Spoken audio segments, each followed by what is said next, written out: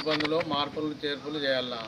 గత ప్రభుత్వం ఎన్ని ఎకరాలు ఉన్నా కానీ సాగు చేయకపోయినా కానీ ఎవరికైనా ఇచ్చింది, ఏ కండిషన్స్ లేవు.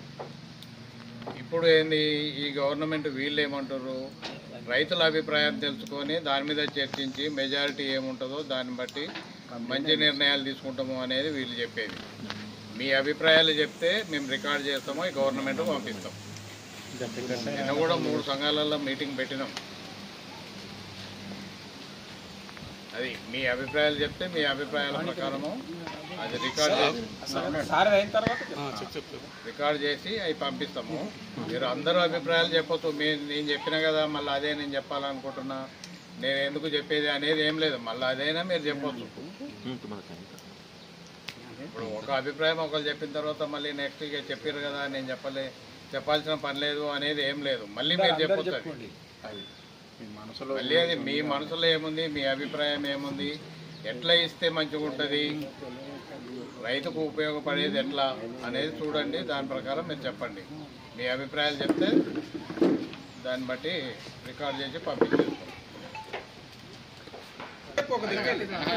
ఒక్క నిమిషమే.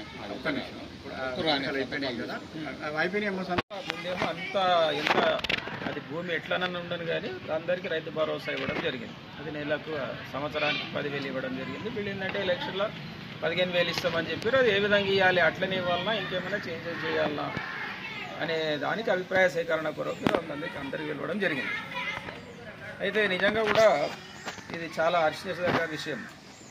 ఎందుకంటే ఏదన్నా స్కీమ్ తీసుకుంటే సరైన లబ్ధిదారులకు అవసరం ఉన్న వాళ్ళకి చేరితేనే బాగుంటుంది. అయితే ఇంతకుముందు ఉన్న స్కీమ్లు ఏంటంటే గుట్టలు, రాళ్ళు, వెంచర్లు ఇవన్నీ అయినటికి కూడా రైతు బంధు రావడం జరిగింది.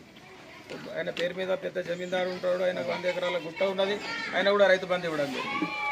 అట్లా కాకుండా నా ఒపీనియన్ ఏంటంటే ఏదైతే వ్యవసాయ యోగ్యమైన భూమిని వ్యవసాయం చేస్తున్నారో వ్యవసాయం చేసే వాళ్ళకే రైతు బంధు ఇవ్వాలి. వ్యవసాయం చేయకుండా బీడు పెట్టుకొని ఉన్నవాటికి రైతు బంధు ఇవ్వకూడదు. అదేవిధంగా ఆర్థికంగా ఎవరైతే పరిపుష్టి ఉంటారో, ఫర్ ఎగ్జాంపుల్ ఎంప్లాయీస్ అనండి, ప్రభుత్వ ఉద్యోగులు, రాష్ట్ర ప్రభుత్వ ఉద్యోగులు కానీ లేకుంటే కేంద్ర ప్రభుత్వ ఉద్యోగులు, లేదంటే ఇన్కమ్ ట్యాక్స్ కట్టే వాళ్ళు కూడా చాలామంది ఉంటారు. ఉద్యోగులు గారు కానీ వాళ్ళు ఆమ్దాని ఎక్కువ ఉండి పన్ను కడుతుంటారు, ఇన్కమ్ ట్యాక్స్ కడుతుంటారు. అటువంటి వాళ్ళకి ఇడిచిపెట్టి మిగతా, ఎందుకంటే ఇది పంటలు అభివృద్ధి కావాలి, మంచి పంటలు పండియాలి. రైతు 50 ఎకరాల కూడా అడక తినే స్థితిలో ఉన్నాడు. దానికి మనం ఒక లిమిట్ పెట్టకూడదు, ఎంతనన్ను ఉండని. కానీ వ్యవసాయం చేస్తేనే అది రైతు బంధు ఇచ్చే విధంగా ఉండాలి అనేది నా అభిప్రాయం. ఎందుకంటే हमारे चेयरमैन साहब, हमारे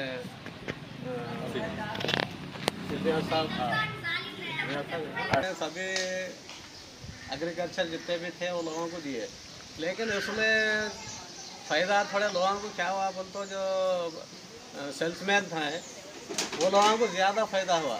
इस पर ज़्यादातर जो एग्रीकल्चर करते कितनी भी ज़मीन रहें दो वो लोगों को देना, जो कारोबार करते जो ज़मीनों का रियल एस्टेट जो कर रहे हैं वो लोगों को जो फ़ायदा हो रहा वो उनके लिए नहीं बल्कि किसानों को फ़ायदा होना है। इसके अंदर किसानों के 2 एकड़ रहते, 10 एकड़, 50 एकड़ जो भी रहते वो लोगों को फ़ायदा होना सर इसमें।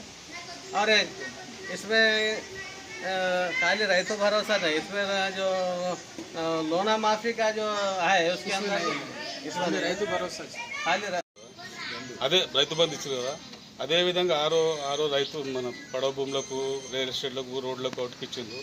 అది కాకుండా ఇప్పుడు ఏవైతే భూమి సాగు చేస్తుందో అన్లిమిట్ లేకుండా ఏ భూమి ఎంత సాగు చేస్తుందో అంతవరకు రైతు భరోసా ఇవ్వవచ్చు.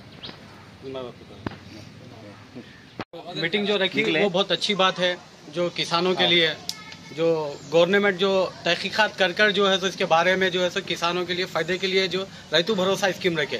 రైతు भरोसा स्कीम से क्या है, तकरीबन 50 एकड़, 60 एकड़, 40 एकड़, 20 एकड़ जो ज़मीना है उन लोगों को రైతు भरोसा डालने से क्या हो रहा मालूम है, 2 एकड़ ज़मीन गरीब की खरीद ले रहे वो पैसों से। तो किसान क्या करता है, ज़मीन बेच रहा पैसा लेको और पैसा अलावा बतावा। तो मेरा बोलने का मतलब क्या है बोले तो 10 एकड़ जो ज़मीन है ना उसको जो है सो రైతు भरोसा देना।